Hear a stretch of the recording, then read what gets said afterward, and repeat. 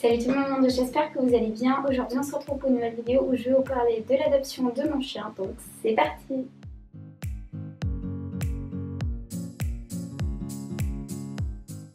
Dans cette vidéo je vais vous parler de mon expérience avec la SPA, de comment s'est passée l'adoption de mon chien, etc. C'était mardi 11 août 2020 et on retournait à la SPA pour la deuxième fois, voir si on trouvait un chien ou pas.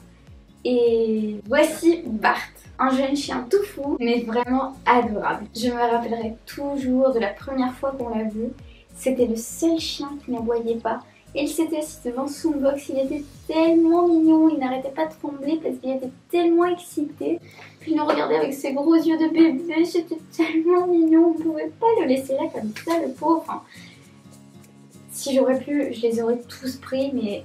déjà, j'ai pas la place, puis ils s'entendent pas tous, et même économiquement, puis non, c'est pas possible d'adopter tellement de chiens. J'aimerais bien, mais malheureusement, je ne peux pas. Comme je vous ai dit, c'était en août, donc il faisait très chaud. Ma mère ne supporte pas du tout la chaleur, donc elle n'était pas venue avec nous. On l'avait appelé en FaceTime. Mon père était en train de lui montrer le chien. Et là, elle dit, mais il est fou, et elle n'a toujours pas changé d'opinion. C'était sa première opinion sur lui, et elle ne l'a toujours pas changé. C'est pas ça que je voulais vous dire. Du coup, mon père lui était en train de lui dire tous les chiens qu'on avait vus. Donc, on a vu lui, le premier, puis on a vu deux petits. Ils nous ont montré, il y avait deux chiots. Ils étaient tellement adorables eux aussi. Mais du coup, on les a pas pris, on a pris Bart, on a craqué pour lui. Donc, mon père était en train de dire à ma mère, il y a lui, donc Bart. Et sinon, il y a aussi deux chiots. Et donc, mon père lui dit, alors soit on prend lui, soit on prend un des deux chiots, voire en fait, on prend les trois. Moi, j'ai dit, mais non, tu veux qu'on les mette où, trois chiens? On n'a pas la place pour trois chiens. Puis c'est beaucoup de boulot. Déjà qu'un seul chien, c'est beaucoup de boulot. Donc, imaginez avec trois, surtout que c'était des chiots, ils avaient genre 3 mois, un truc comme ça. C'était vraiment des tout petits. Non, c'est très compliqué d'avoir des bébés en plus. Lui, on l'a pris, il avait à peu près 1 an. On ne sait pas exactement puisqu'en fait il a été abandonné sur la voie publique. Donc après on est allé à l'accueil demander si on pouvait le sortir dans le parc pour jouer un peu avec lui, être sans les barreaux en fait, pour pouvoir le caresser tout ça. Une dame nous accompagnait et là on a compris que c'était le chien parfait pour nous. Donc on est reparti à l'accueil pour signer les papiers de l'adoption. Du coup j'étais tellement contente. Tais-toi, tais-toi. On lui a refait un dernier coucou avant de rentrer chez nous. On n'a pas pu l'emmener tout de suite parce qu'il devait le castrer. Et donc ils l'ont gardé 1 semaine de plus parce qu'il y avait une liste d'attente en fait pour... Enfin, il y avait les jours où le vétérinaire était disponible pour faire la castration. Du coup, on a dû attendre 1 semaine de plus. Ce qui fait qu'on l'a ramené à la maison le 18. Donc il y a exactement 1 an, ça tombe pile poil, juste le mercredi pour faire la vidéo, j'étais trop contente. Très bien, même si on n'a pas pu l'emmener à la maison tout de suite, je dirais que c'est presque mieux parce qu'en fait on n'avait pas encore acheté tout ce qu'il nous fallait. Parce qu'en fait on attendait de le prendre le chien parce que ça sert à rien d'acheter la niche, les croquettes, les gamelles, tout ça, alors que t'as pas encore le chien. Enfin moi je pense que c'est mieux être sûr d'avoir le chien avant de tout acheter. Voilà, parce que imaginez on aurait pris une niche, une petite niche. Et au final on se retrouve avec un grand chien. Ça va pas. Donc il faut acheter des choses de conséquence. Puis ils nous ont même conseillé une marque de croquettes. Par rapport à ça, ils nous ont dit que c'était les meilleures croquettes, que c'était celles qu'ils donnaient aux chiens. Alors, du coup, on a pris les croquettes qu'ils nous ont conseillé de prendre. Enfin en fait ils nous ont donné un bon et il fallait le donner à la caisse de l'animalerie pour qu'ils nous offrent le paquet de croquettes. Du coup voilà, ils doivent avoir un accord, je sais pas. Et en fait, il a pas du tout aimé les croquettes parce qu'on a donné une grosse camelle du coup quand il est arrivé le soir, puisqu'on est allé le chercher l'après-midi, on lui a donné les croquettes genre vers 18h, un truc comme ça. Je me rappelle qu'il a passé toute la journée avec cette gamelle. Genre, il a pris une croquette, il la prenait. J'ai jamais vu un chien faire ça de ma vie, j'ai jamais eu de chien. Et mon père, qui en a eu pas mal, m'a dit il a jamais vu un chien faire comme ça. En fait, il prenait une croquette. Une seule, alors je sais pas si vous vous rendez compte, il a la gamelle pleine de croquettes, il en prend une seule, il la tenait ici en fait, il la tenait ici, il la mettait même pas dans la bouche complètement, et il croquait et la moitié de la croquette tombait par terre. Juste pour vous dire à quel point il aimait ça. Donc le premier jour, bon, il a pas mangé, on s'est dit bon, il vient juste d'arriver, il a pas très faim, voilà, ça doit être pour ça. Donc on lui a laissé même le lendemain, on a vu que la gamelle était encore remplie, donc ce n'est pas la peine de nous redonner.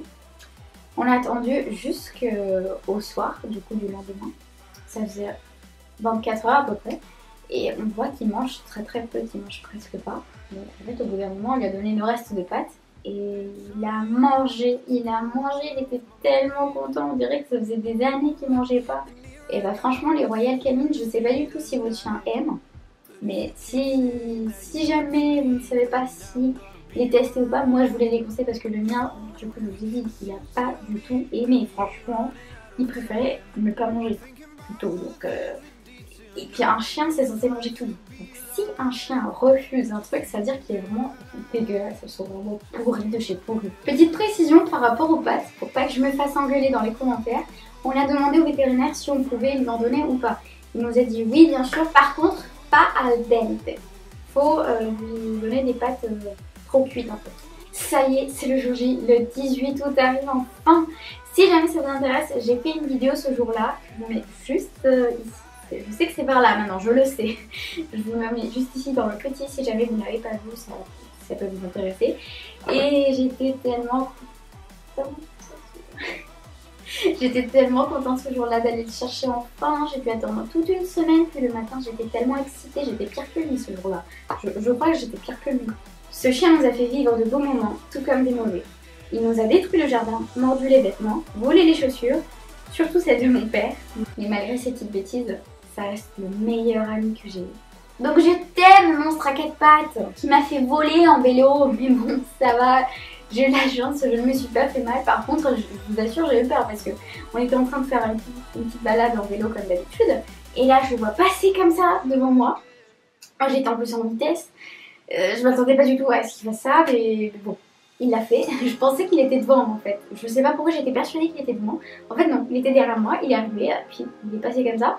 Moi, je n'ai pas eu le temps de faire quoi que ce soit. J'ai foncé sur lui en fait, et du coup, je suis tombée par terre. Bah alors. Vous entendez? C'est bizarre.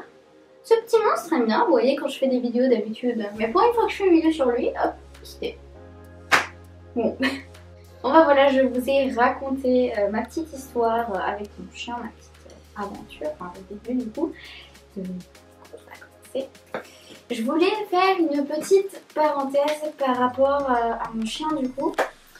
Il y en a beaucoup qui m'ont dit qu'il était maltraité.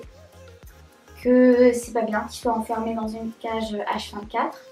Alors, pas parce que dans la vidéo où on est allé le chercher, à la fin on le voit qu'il est dans la cage, qu'il est enfermé H24. Ouais. On l'enferme la nuit pour des questions de sécurité. Puis en fait, sachez que la cage était ouverte. Il était dans la cage, mais la cage était ouverte. Voilà, c'est parce qu'en fait vous n'avez pas vu la totalité de la cage.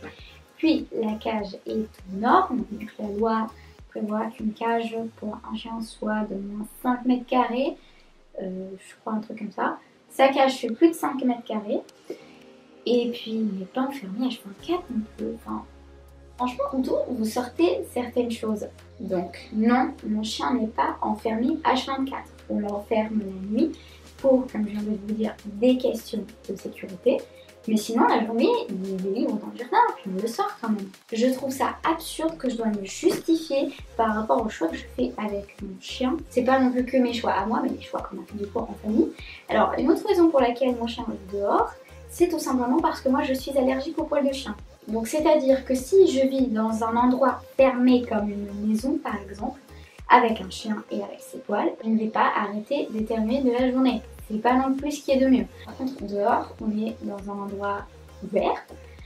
Et là, je n'ai pas d'allergie. Enfin, si je le touche trop et que je ne me lave pas les mains, tout ça, oui, je vais éternuer. Par contre, la plupart du temps, ça ne m'arrive pas. Pourquoi? Parce que on est dans un espace ouvert où il y a beaucoup de place pour respirer et je ne vais pas continuer à respirer le même air. C'est pour ça qu'on ne peut pas garder le chien à la maison. Je suis désolée pour ce petit coup de gueule, mais j'en avais besoin, j'avais besoin de m'exprimer, de dire ce que je ressentais, ça m'a fait du bien. Bon, du coup, c'est la fin de cette vidéo, j'espère au moins qu'elle vous aura plu. Si c'est le cas, n'hésitez pas à liker, à commenter et surtout à vous abonner, ça me ferait extrêmement plaisir. On est presque 3000, c'est juste énorme, je ne sais même plus comment vous remercier, c'est vraiment énorme tout ça.